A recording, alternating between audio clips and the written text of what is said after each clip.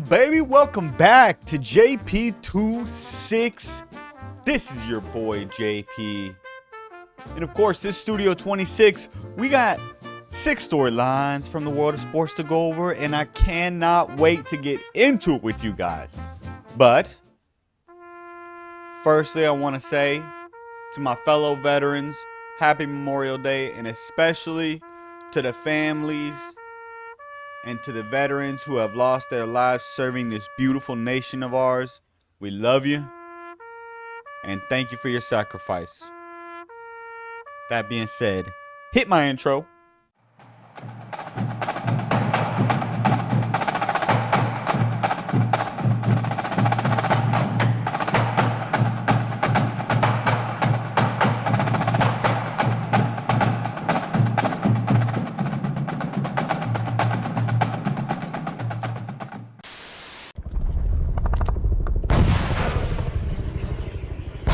Storyline number 6 takes us over to Europe.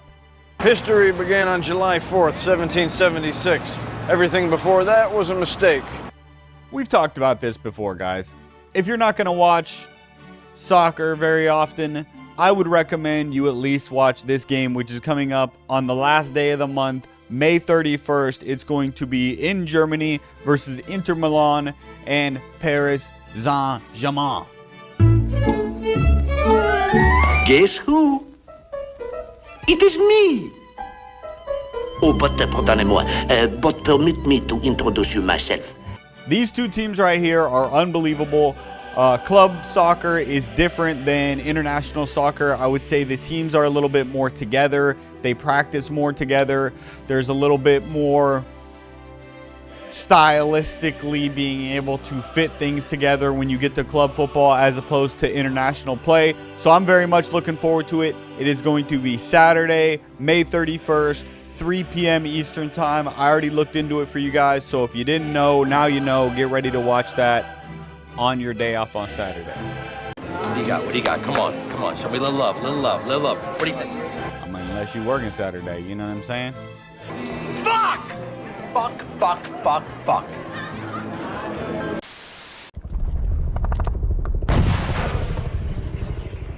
Storyline number 5 comes to us from Major League Baseball. Last week, we talked about the Detroit Tigers and how they had the best record in baseball, and that has not changed. But I'll tell you one thing that has changed is who has the best record in the National League, and that is these Philadelphia Phillies. They are red hot right now, and it starts with these 3: Kyle Schwarber, Bryce Harper, Trey Turner. These guys are unbelievable, and I especially wanted to highlight Kyle Schwarber, who has been swinging maybe the hottest bat in baseball over the last 10 days. Go look up this guy. If you guys don't know about these Phillies, they're a very fun team to watch, and when it gets to postseason baseball, there isn't many teams who have quite the electricity out there like the Philadelphia Phillies. I'm just speaking facts. That stadium gets fucking rocking, and it is awesome come playoff time.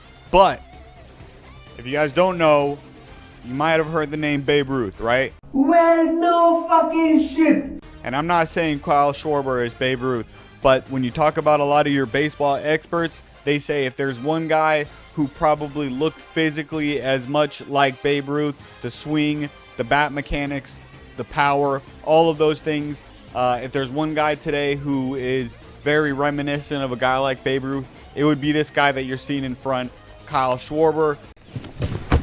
You fucking crazy, man. You sound insane. Do you realize that? You should be medicated. So I wanted to highlight these Philadelphia Phillies today because they're one of my favorite teams to watch, even though I am a Padres fan. I'm here to tell you right now, we don't care. Let me tell you something. We don't care. Obviously, and I want to smash these Phillies come playoff time. What do you mean by that? That will not stop me from rooting for them if they play the Dodgers. You know what I'm saying? High five.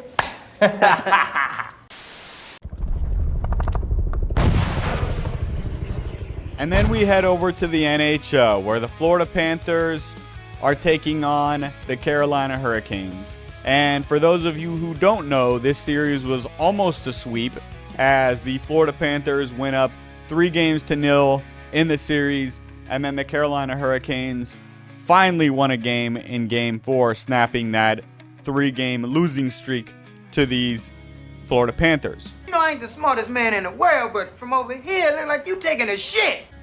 What you might not know is that these Carolina Hurricanes, prior to that Game 4 win against the Panthers, had lost 15 straight Eastern Conference Finals games dating back to, I think, 2003 or something like that. Look, get the hell out of my back! All right, man. All right, man, but look, between me and you, man, when you're done, I clean all that shit up for you for $2. Ugh. And the last time that these two locked horns, I believe from 2023 when they were in the Eastern Conference Finals together, the Panthers swept them. So they avoided it this time. I guess maybe it's a gentleman's sweep because I would imagine the Panthers are going to finish them off the next time they play. You better not tell nobody, man. Man, I'm not, man. Keep it on the down low.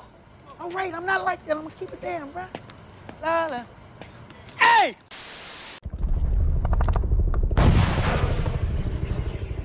And then we have the Dallas Stars against the Edmonton Oilers, where these teams have been locking horns, and it's a lot more competitive than the Panthers versus the Hurricanes, I can say. Thanks, Captain Obvious. When you guys see this episode, we'll have already known the result to this game right here. This, right now, I am filming prior to the game, so I am going to guess that the Stars tie it up tonight. Wrong. To be perfectly honest with you, I was a bit surprised they lost the last game, especially lost it as bad as they did, because the Oilers kicked the shit out of these Stars 6-1. But if you go look at the stats, the Stars like heavily outshot the Oilers. Really? Yes, really. Really, really? Yes, really. Really, really, really? Yes, already. Now, to be honest with you, the Oilers did have a lot more quality shots, I would say. I would say like the quality of shots that they had, they were really good chances they were getting. And that starts with this guy right here, McDavid, who anytime he's on the ice creates matchup problems for the defense. And the truth shall set you free! Not only does he have the ability to score himself and take over games, but he will dish it to other guys. He gets everybody involved. He gets those guys goals as well. And nobody benefits more from that than Leon Draisaitl, right? So that is my storyline for the NHL. So far, these Oilers are up 2-1 in the series. It is possible they will go up 3-1 tonight, but I ain't no punk bitch, so I'm going to make my pick. Are you sure about that? Give me the Stars to win it tonight and tie it up at 2 games apiece. They won 3 straight to host Dallas last year. They've won 3 straight to put the Stars on the brink. Poop.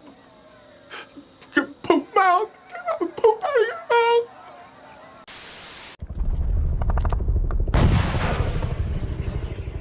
And now we're heading over to the NBA, where we have the Oklahoma City Thunder facing off with the Minnesota Timberwolves. And they just took a 3-1 series lead last night at the time of recording this episode. And it's a game that I think, when you look at these two guys on the screen here, Anthony Edwards and Julius Randle for the Timberwolves, they're probably the biggest reason why they lost the game. What did he say? Makes it really tough on the rest of the team. And if you're going to win this series, if you're Minnesota, you're going to have these two deliver more than they have. And I don't know if there's some like injury problems going on right now with Anthony Edwards. It sort of seems that way because he just hasn't really looked the same. There's not that same lift that you would normally see with him. So I have a feeling that he's hiding some injuries. So I have a feeling that Ant is hiding some injuries and doesn't necessarily want to give his opponents the advantage of knowing what those injuries are. But I think after the playoffs, we will find out that Ant-Man was dealing with more than people thought. That's my opinion on it. When I watch him play, he looks like he's slowed down to me. It's true. It's not true. As far as OKC is concerned, this guy right here, Shai Gilgeous-Alexander, is unbelievable. And everybody can say whatever they want about the foul stuff. And listen, I get it, because I don't think it's the prettiest to look at sometimes either, right? When he's leaning into contact that, you know, just straight up running into people.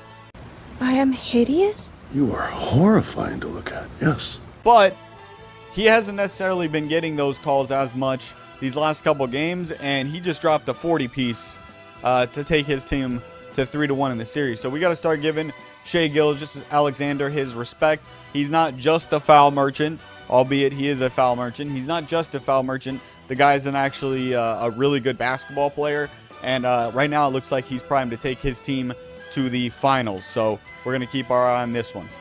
In fact, what I'd like for you to remember today is that parasites aren't always the villains. Many times, they're the heroes.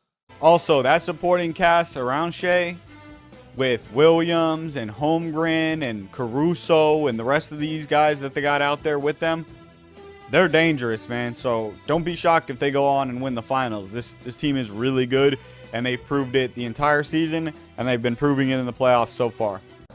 1,500 years ago, everybody knew the Earth was the center of the universe. 500 years ago, everybody knew the Earth was flat.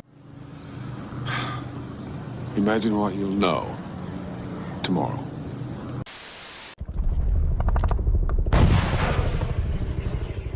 And finally, we have the Knicks and the Pacers. And this one has been everything we hoped it would. Hallelujah. Hallelujah. Now, personally, I saw each team winning all of their home games. I didn't necessarily expect all the road teams to win, and so far that's exactly what happened. Now, tonight is going to be game 4, where we are going to have the Knicks going into Indiana and trying to tie it up at 2 games apiece. Of course, in the first game, you had the Knicks blow that huge lead. Pacers come all the way back, tie it up, Halliburton choke, send it to overtime, end up winning the game for the Pacers. Second game, Pacers kind of rattle them and send them packing, make them go down 0-2. Third game, Pacers take a huge lead. Everybody thinks that the Pacers are about to go up 3-0 and kind of put the kibosh on the series.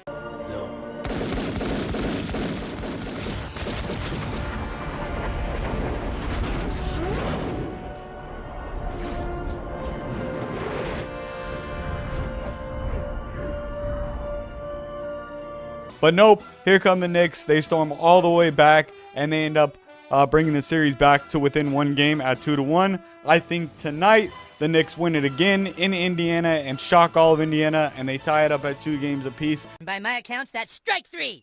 You're out. Ultimately, I still think Indiana wins this series in 7, as I've said from the beginning, but I'm sure that all my Knicks fans are going to be very happy when I'm inevitably wrong about that. It's what? Inevitable. One more time? Inevitable! Things are inevitably going to change! God damn it, open your fucking ears! When the clock is short, here we go.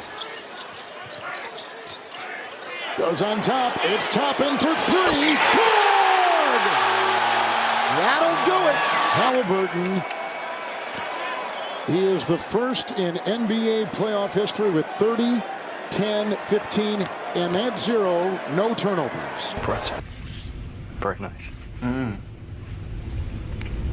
All right, guys, that is it for this week's episode. Once again, I want to thank you guys for tuning in every week to watch my episodes. I do 1 sports episode per week, so I appreciate you guys coming back and watching these episodes. It means the world to me. I love you very much. But most of all, do not forget to like and subscribe. A little fight now.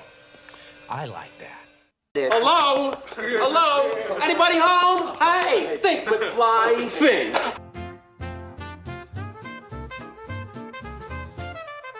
I owe you an apology. I wasn't really familiar with your game.